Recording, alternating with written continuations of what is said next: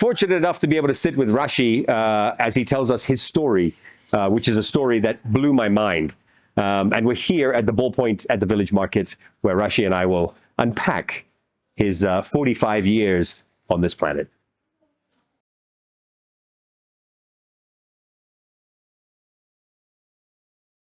So about 2 weeks ago, I was fortunate enough to randomly meet a young man, well, youngish man, 45 years old, who told me an incredible story about his life. His life, which was one of a privileged young Asian in Kenya, grew up in a very wealthy home, but then turned very dark with the murder of his stepmother and the accidental murder of his father. And then following which was a 14-year stint in committee across 4 of the 7 prisons, I believe. We'll find out more when we speak to him. And then his life after prison, the scamming inside prison, what the first day was like, why, even if we go back further, why he would commit such a crime, how he felt about the fact that, yes, he ordered a hit on his stepmother, but his father was killed in the process. So I'd like to introduce you to Rashi Shah, who's sitting next to me. Rashi, thanks for joining us. Yes. Whoa. The chat. Yeah, it's a bit of a weird one. This is so interesting. You know, we met Peter, who is a counselor that I work with. You and Peter have a mutual friend. Yes. And you guys met, and Peter said, I have to meet you. And I was like, yeah, okay, whatever. I'll meet this guy. I had no idea what he was talking about. He told me something brief, but it wasn't like a detailed story. And then we sat, I don't know, 45 minutes or so, I think. And you told me your story, which is one of the craziest stories I've heard in my life, but also, you know, a story where you've sort of created this life that consists of a lot of deep reflection. And I want to start before we get into, you know, in the intro, I talked about committee and scamming and murder and things like that. So, you know, the audience is going, get to the juicy part. But I want to start back a little bit and talk about your early life. You know, you mentioned to me when we met that you come from a very well-to-do, rich family. Yeah, I could say that. I was brought up in Nairobi, studied private schools, studied in England, had a home on Peponi Road, own bedroom, etc., etc. Lost my mom when I was pretty young. Dad got remarried a couple of years after that. Oh.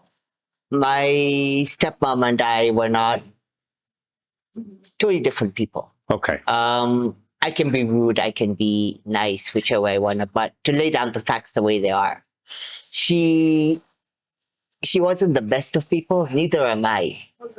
But it's something that a 12-year-old needs or a kid needs that you can only get from mother, someone that's experienced bringing up children, which she never had. Right. Much younger than your dad? 6 years. My dad was old. My dad was born in 1940. So if you're alive right now, he'd be 85. Okay. Right. She was like 5-6 years younger. Okay, so not much younger. Not much younger. Right. But again, like it or not, I grew up. Okay, my dad was okay till mom passed away, but then he started hitting the bottle. And my stepmom had the same issue. So you had like 2 alcoholics. And then after I turned 18, 3 alcoholics living together. Okay. So we used to get into fights.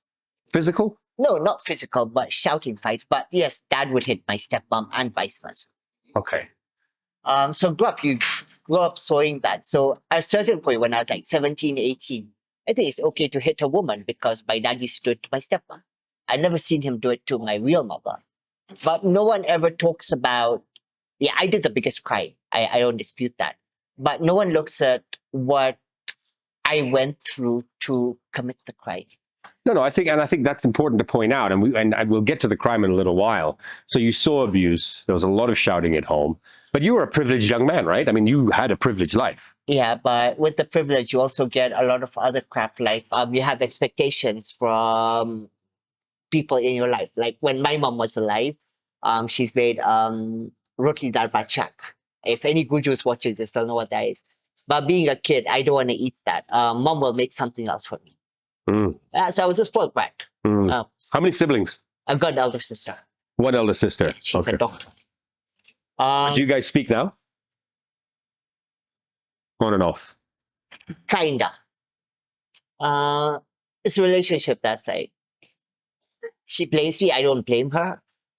She's got a lot of anger towards me, but I don't know if I'd forgive her if the roles were reversed. I've never been in that position, so I don't. Yeah, I mean, you murdered her father and her stepmother.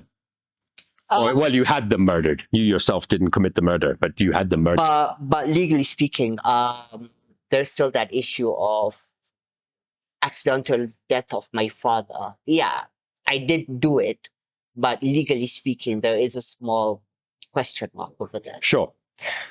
So from this privileged life, you and your stepmother didn't get along. How long before you ordered the hit? 13 years. 13 years you put up with. 95 to 2008.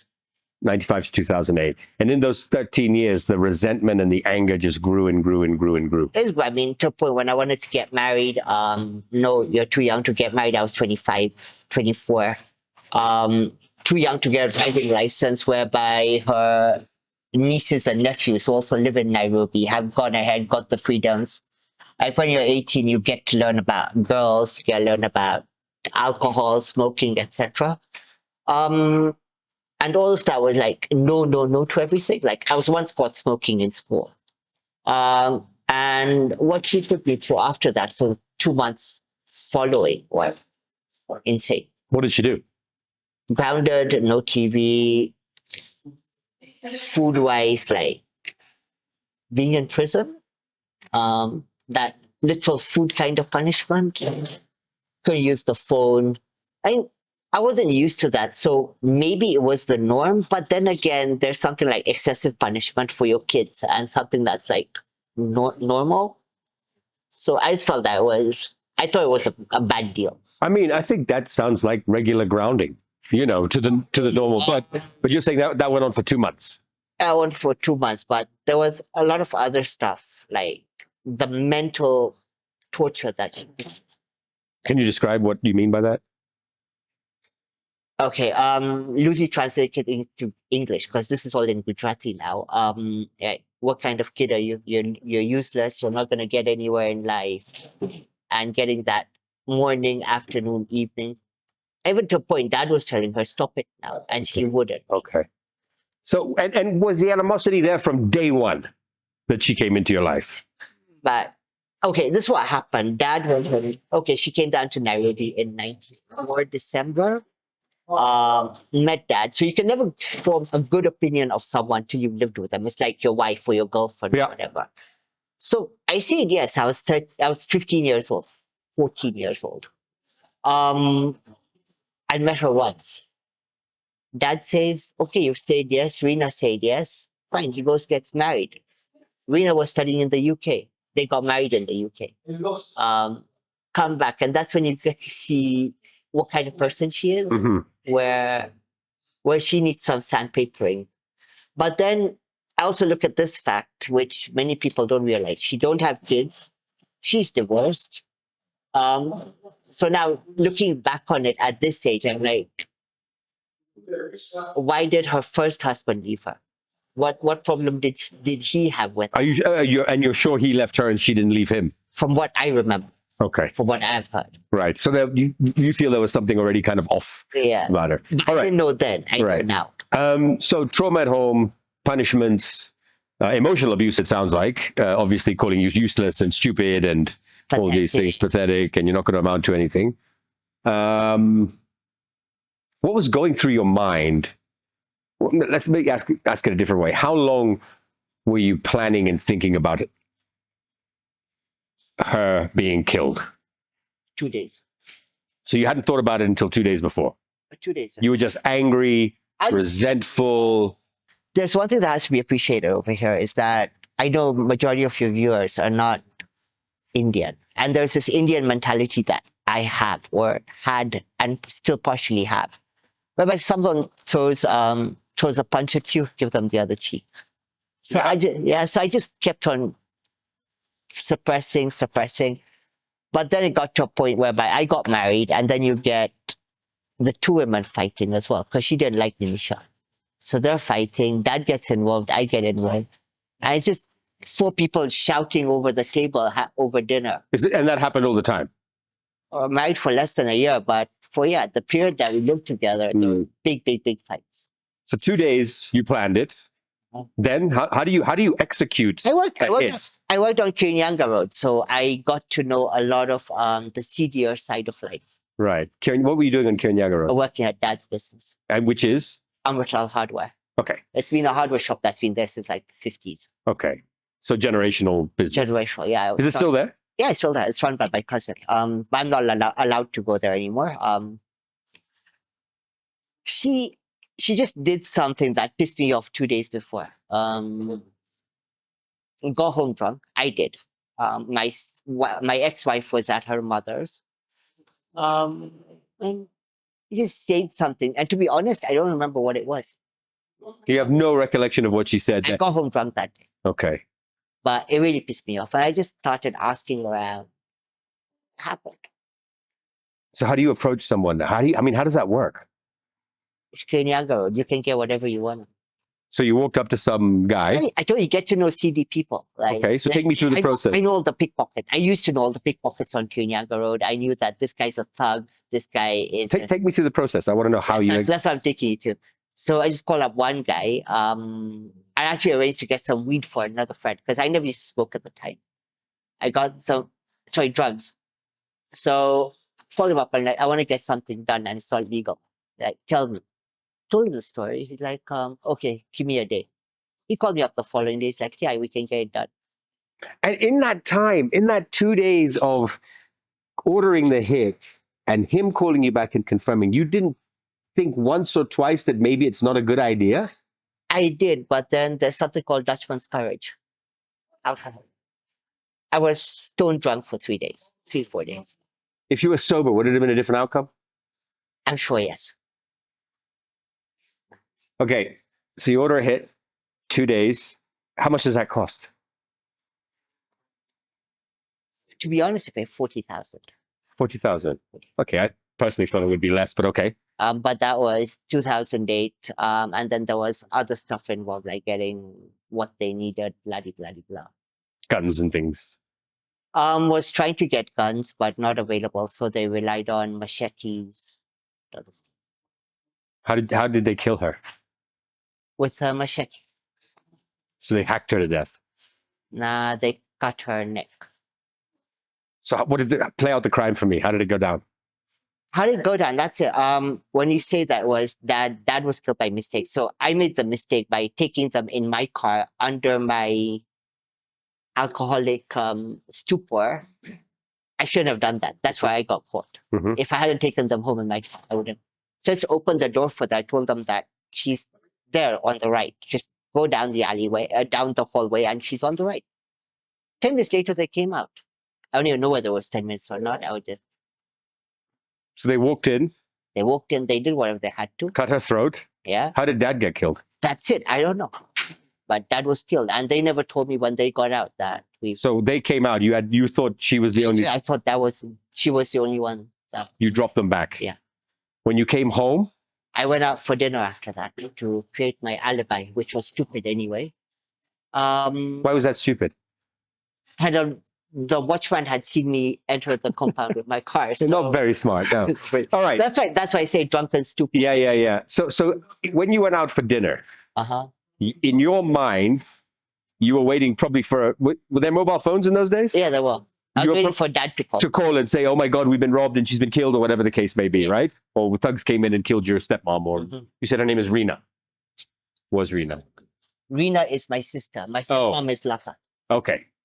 So you go out for dinner. What did you have? Do you remember? I went to Lee's apartment, some China garden. Oh, I know that place. Yeah, good food. Waited for the call, didn't come. Then come. Then I was with my ex-wife that day. And she had no idea about any of this. She had no idea about all of this. Okay. I told her, let's pass by home and just say hi to dad, and they'll drop you home. We'll go gypsies and then drop you home. I knew what to expect. She didn't. And So how are you going to play that out? Let's assume you walked in and saw your stepmom dead and your dad in a panic. How were you going to play that out? What was your plan? that's not something that you plan on. It's something like you just deal with it when you come across it. But one thing I repeat, remember I had been drunk for Yeah. 4 days. Yeah, So you've mentioned that. you're just like on autopilot. So you're drunk with your ex-wife. Did you go to Gypsies? No, we had dinner and then went home, and that's when shit hit the fan. So when you walked in the door, The house is big.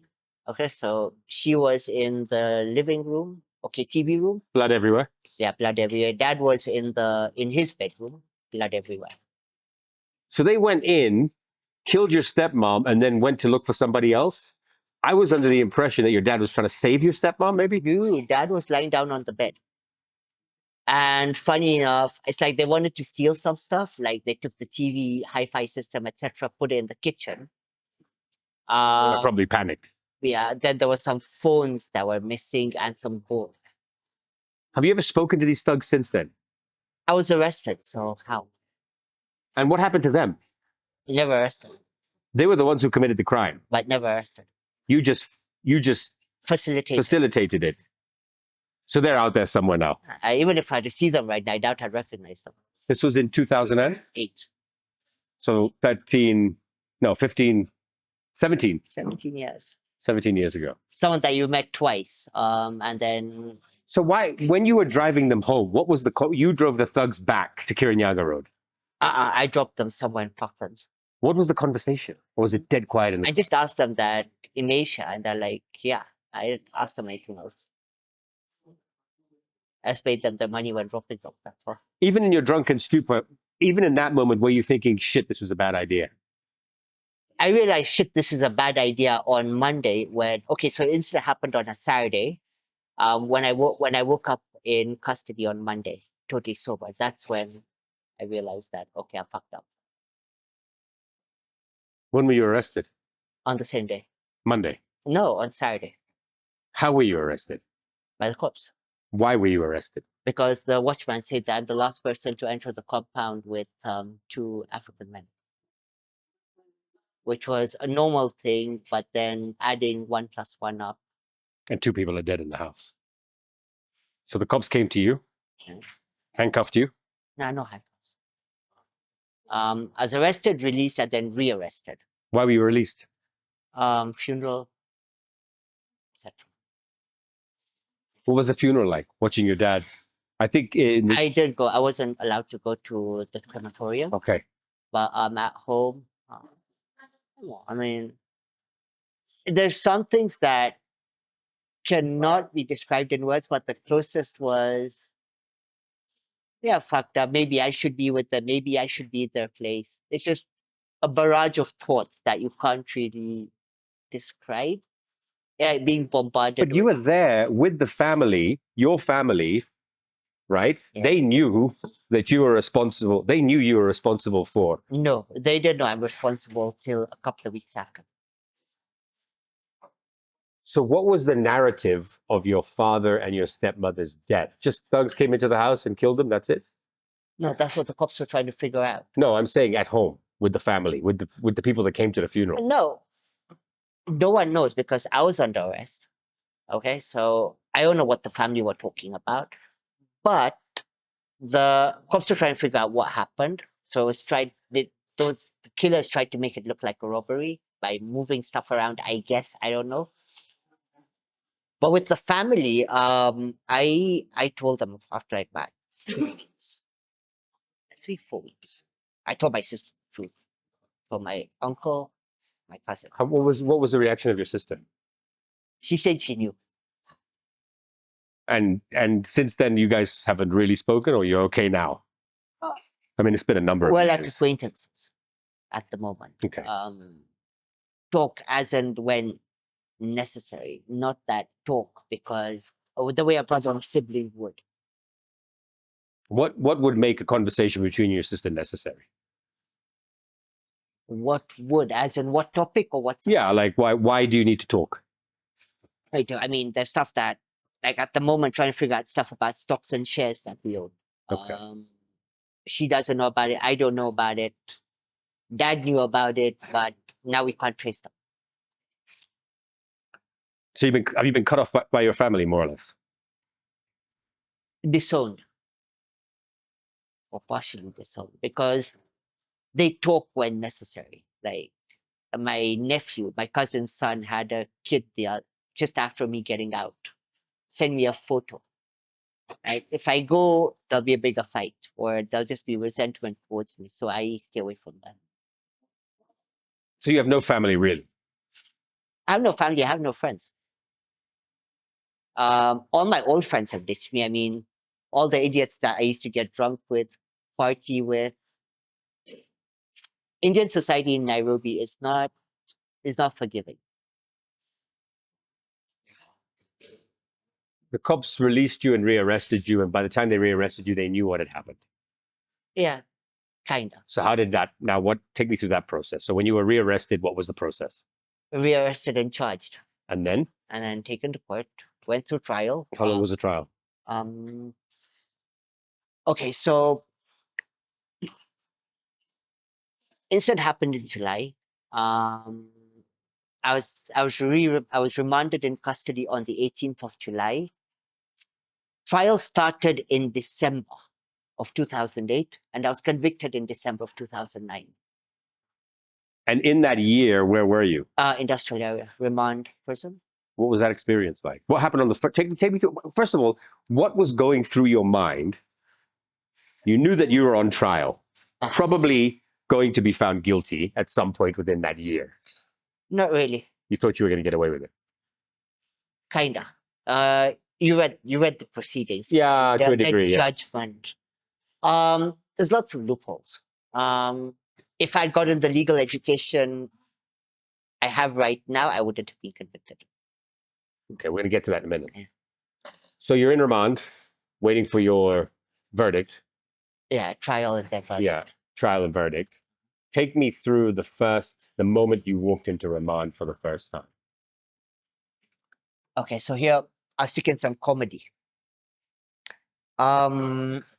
There's word in Kiswahili that means Kaaba. Kaaba is the same thing that's the holy shrine in Islam in Saudi Arabia. So when I walk into this officer's office, the first time that they're taking out your details, your name, your place of birth, etc., etc. The guy tells me Kaaba. Don't know what that means. My Kiswahili was pathetic at that point. Like Kaaba. No. Fucker Hit you how? slapped me. Okay. And I'm not used to getting slapped, so I slapped him back. Right. And how did that turn out? Violent.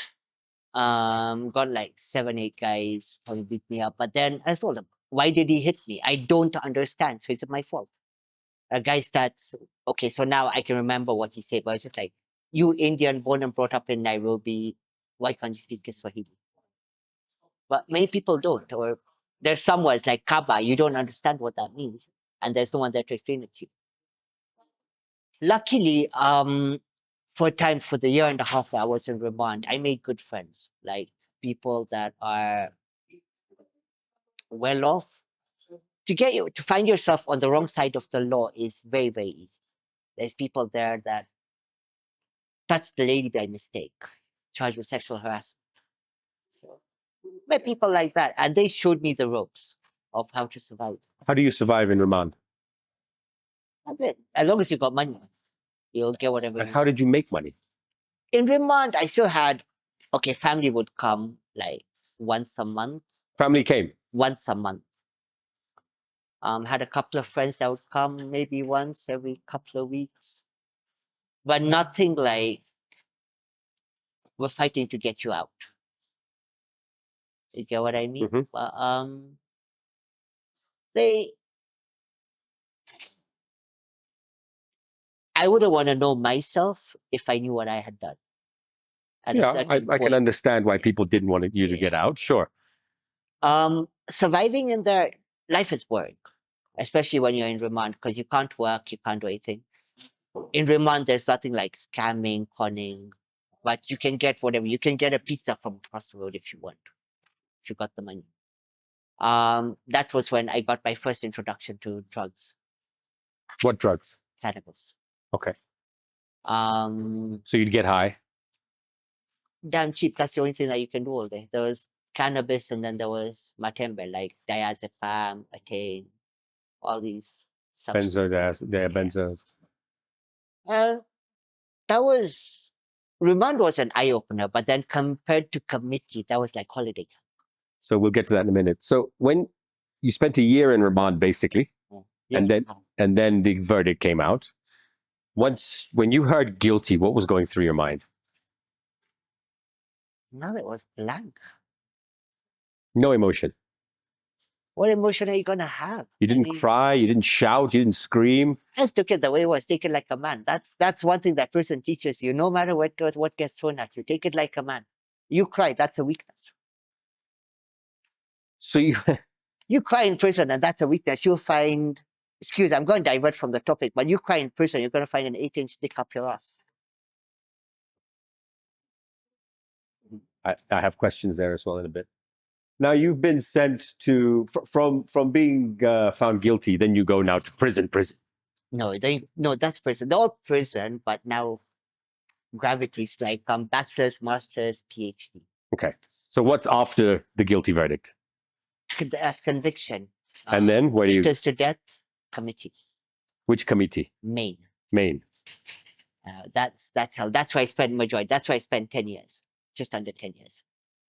And you don't remember what was going through your mind? No, I know what happened after I got there. Okay, like, tell me. When I got convicted, it was like, yeah, I was blank. But after getting to committee, that's when I was lucky. I wasn't taken back to industrial area. I was taken straight to committee. So there you've got this block. So just before I was convicted, all the people that were serving death row were converted to life. So I was taken to this block for death row. So you've got this place. You've got TV here, and you got the hangman's noose 10 feet behind it, and you can see it. That was one of the first things that totally. Do we still hang people here? No, but the hangman's noose is still there because it's still there in law. Yeah, death by hanging. I've seen it in the papers, even though they don't hang people. Yeah, but so this pardon of death row to life was Kibaki under yeah, that was Kibaki. Kibaki. Yeah, I remember this. Okay, let's talk about that. So first day in committee, you walk in. What happens? Okay, I learned Kiswahili by then, so I wasn't told not to kaba and all that. But first week. Let me not talk about the first day. It was just a blur whereby you're accepting that now all the friends that you made in industrial area, they're still back there. So you had to be friends. I met a couple of people that had been convicted a couple of weeks or couple of months just before I was that known in industrial area. First in committee is food. Food is a big issue. Food. There was a lady that was the officer in charge at industrial area. So she'd improved like food. Okay, still crap, but you get decent quantity. Whereby committee you get okay, my first meal, I counted the beans for like 40. And ugali that's it. That's it. That's it. Yeah. No veggies. Right. So that's it. The meals are porridge in the morning. That's just normal maize meal with hot. So uji basically. Yeah, uji. No sugar, no nothing. Lunch is 2 shriveled sticks of sukuma wiki, kale with that much ugali. Dinner is beans with the same amount. No meat. Meat is 3 times a week at that size. You can buy stuff like bread and milk if you've got money. Okay. Did family visit you when you were in committee? Yeah. Family came. I told you, like 3 people came once each, and then I didn't see them till my appeal in 2012. Okay. Appeal was dismissed.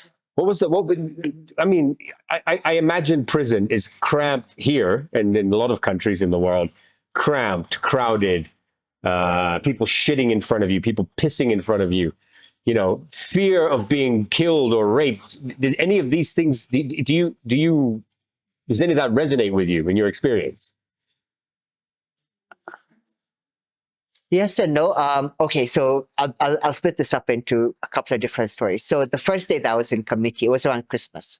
So they had a function on the other side of the prison, and we're all opened up and allowed to go. First guy that's been there for years who deals in heroin, kind of like, here's 100K. Spread your legs for me. I mean, it's a lot of money. Nah, but I said no. Okay. But and was that the only sort of threat of any kind of sexual offense, or So that was the first experience. Got many of them, but that was like were you ever raped? no. They tried once, but didn't succeed. Tell me about that. Stuck some drugs in my food. Uh-huh. Just a couple of weeks after I was taken to committee. Okay. I hadn't started doing heroin by Stuck some drugs into your food. yeah. Okay. And all I used to do was smoke weed and cigarettes. I hadn't started on diazepam and all that bullshit by then. They tried, and then luckily an officer was passing by and he saw me passed out on the ground and took me to the sick bay. The hospital sorted that out. I was told be careful about your food because if the officer hadn't been there, yeah, they would have managed to. Do you know who was the perpetrator of that? Any idea? Yeah, name's Gitonga. He was trying to rape you. He's the one who stuck drugs in my food. He was transferred to Nevasha a couple of days after. Because Nevasha at that point was the hellhole of all prisons in Kenya. So really a few brushes with rape, Yeah. but nothing, but you were never raped. I wasn't. Remember, I was 27 at the time, so Right. no white hair, no wrinkles, etc. Yeah. Young. Yeah, I was. That's what they want, right? Yeah.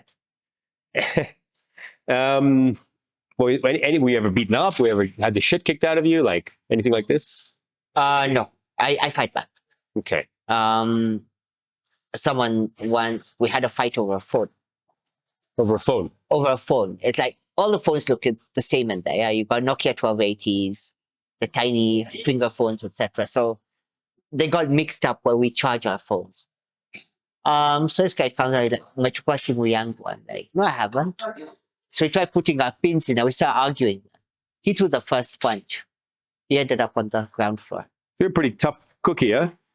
Pretty feisty guy. He had to be.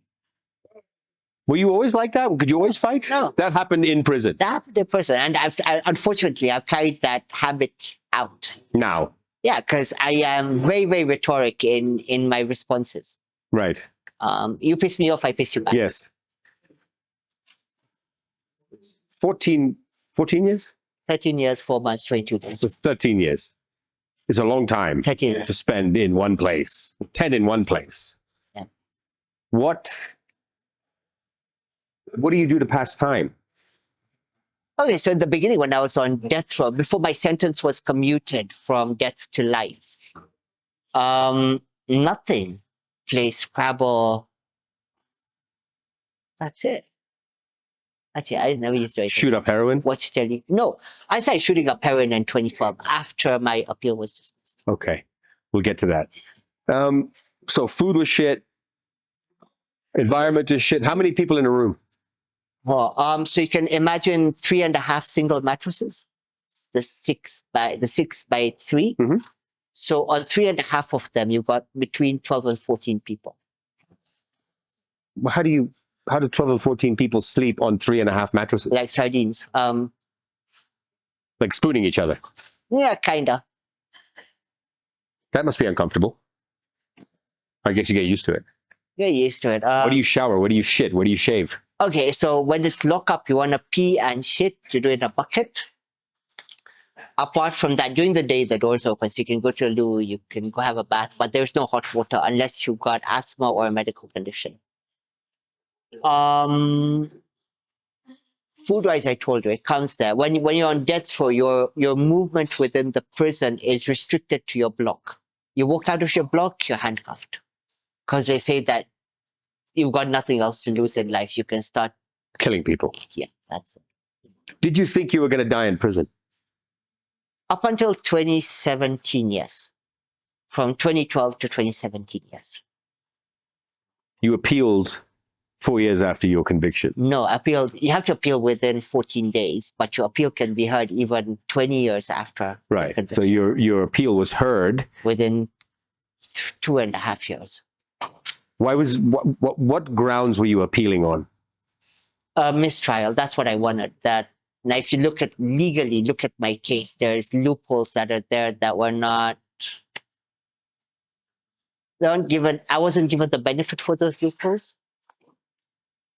But remember, legally, up until 2019, I was denied committing the offense. is in 2019 when I went for resentencing. That's when it was a prerequisite that you have to accept guilt before you can get resentenced. When your appeal was dismissed or rejected, what happened? How did you feel? That's when I turned into an animal. That's when I started doing heroin, diazepam. What was going through your mind when you heard that your appeal was not going to be granted? So I don't. My girlfriend was there. You had a girlfriend. Yeah. How did you find a girlfriend? You just spent 10 years or 2.5 years in I prison. tried to steal from her. Scamming. Yeah. Kenyan. Yeah. Okay, we're going to get into the scamming in a little bit. But when you heard that they were not going to... She was crying more than she was crying. I said, if I cry here, we're both going to lose it. So I just held it up. Got on the bus back to prison. I didn't go back to my block. She gave me, I think, a couple of thousand shillings. Because I was expecting to get out that day. So all my SIM cards were empty. I'd sold my phones, everything. I was just like nil. I didn't even have proper uniform. Why were you so sure that you were going to get out that day? I was expecting to be. I told her I was expecting a retrial, so I was expecting to be taken back to remand. Right. I wasn't. When I went for my appeal, I was not expecting a direct acquittal, just a stepping stone. So yeah, I went back to prison. I'm like, I went to my dealer. Give me the strongest spliff. He's like, what I've got is what you smoke, what you've been smoking. I'm like, give me something stronger. Like, the only strong stuff I've got now is heroin. It's the first time you... No, I didn't. I used to snort. I injected. And thus began your career as a heroin addict. Yeah, for almost 10 years. So from thinking you were going to be one step closer to an acquittal, or at least released, to 10 years more in prison. Yeah. No, that wasn't 10 years more. That was now you're going to die in prison. You're going to be hanged. You're never going to get out. Death row. Death row. That was death row. But knowing that sooner or later, they're going to commute the sentence from death to life. Which is even worse, I think. You'd rather just fucking die. Yes and no, but then if I died, then I wouldn't be out right now, would I? So that's... No, but I'm saying, like, truthfully, like, if you're saying death or life, to me, if those are my options, I would rather say fucking kill me. But it depends on where you are. I mean, I had that hope. I knew that something's going to happen at some point. I don't know. I didn't expect it to happen so soon. You became a scammer. Yeah. I've gotten calls many times from committee. Someone saying they're going to find me and kill me unless I send 1,000 shillings, 5,000 shillings. None of them do that. They're going to find you and kill you. That's a lie. Okay. No one says that. They put you into the box and you'll give them money willingly. So how do you become a scammer? You want money. Yeah, but why? I mean, how do you do it? What's the process like? So I started off the normal Safaricom. You won money. Try and take what's remaining on your M-Pesa. This is boring. I mean, you've got another 1,000 people doing that. So what Safaricom does, just for those people that may be watching overseas, Safaricom is our big mobile phone operator here in Kenya, and someone will call you and tell you that you're going to get 100,000 shillings, and if you send them 10,000 shillings. No, they make you enter digits, whatever, on your phone, and your money will disappear without you knowing. Wow. And we withdrawn at an ATM or whatever. So it's like a back-end theft. Yeah, kinda. Okay, so that was boring then. So I started developing my own story. So I started like I've got knowledge about engineering and medicine. So I said, okay, I'm a doctor, a female doctor or male. You pretend you're a woman. I can if I wanna. Whatever. I just make sure I've not smoked a cigarette for the whole day. That makes my voice rough. That's hilarious. But Okay. it works. I've stolen from people. As a woman. As a woman, as a man. Actually, as a woman, I've stolen more than I Okay. have. Anyway. Okay. So that's funny. So then tell me about the scams. I'm working in Turkana. As working for an NGO. Some shit used to happen in Turkana like every day 10 years ago. So just grab a screenshot of something. Shit's at the fan. I'm coming down to Nairobi. I don't know anyone. Communication is a problem. So on the way, I need money for fuel. My car's broken down. I've been caught with gold. What were you promising them at the end of this, though? Nothing. It was out of friendship. I would talk to someone for 2 months, just getting to know them. Ah, so there was what do you call these? You were playing the long game. I think long. I wasn't interested in getting like 2,000. That's on your M-Pesa. No, I was What's the most you ever scammed from somebody? 6 million shillings. 6 million. An MP How did you scam that? as a woman. How? Tell me how. Same story that I'm a doctor in Lodwar, Yeah. wherever up there. I had managed to get photos of a woman with an Arabic woman, Beautiful woman. Badala. So you know what they're like. Yeah. I think you know. So she went someplace in Nairobi National Park, opened her Land Rover, her Defender that was rented's hood. So she was in on the scam. No, I paid her to do the photos. So now This is fucking crazy, dude. Yeah, it's not crazy, but So now you've hooked this MP because he's got this beautiful Arabic woman that he it's thinks. not Arabic. The woman is an Arab. I'm a Guju. No, I'm saying I use Gujarati okay, names. fine. But this MP thinks that this woman is gonna meet him, and when she gets to Nairobi, Whatever can he's happen. gonna fuck her and all these things, right? Sorry, sleep with her.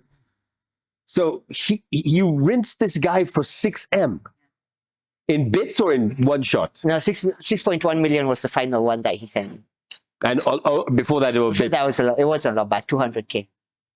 And the 6.1. I mean, what were you needing that money for that he would send 6.1?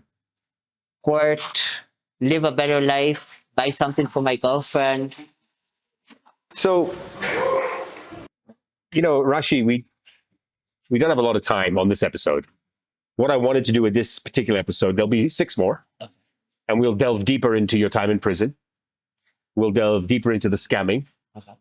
We'll delve deeper into a lot of the aspects of your life, what drove you to what you did. And of course, we'll talk about what you're doing now. But this has been unbelievable. What an eye-opener. Thank you for opening up to me. I really appreciate it. Thank you. And I hope that you find peace with your decisions that you've made in your life. I hope you find peace with your family at some point. And I hope you find a place in society where you can inspire. And I hope this is the beginning of that. But also teach, because that's what we're put on earth to do. Our examples are what will give the next generation Who's gonna come? the information they need to avoid such situations. Our fuck ups, exactly. I often tell my son, I don't give him advice because I'm better than him. I give him advice so he doesn't make the mistakes I made. Rashi, thank you. This has been unbelievable. Anytime. So once again, thanks for watching. And big thank you to Bull Point at the Village Market for giving us the space and accommodating us here. And we'll see you on the next episode. We will have more episodes with Rashi, 6 more in fact, where we'll dive deep into what we've heard here in the first episode. Thanks for watching.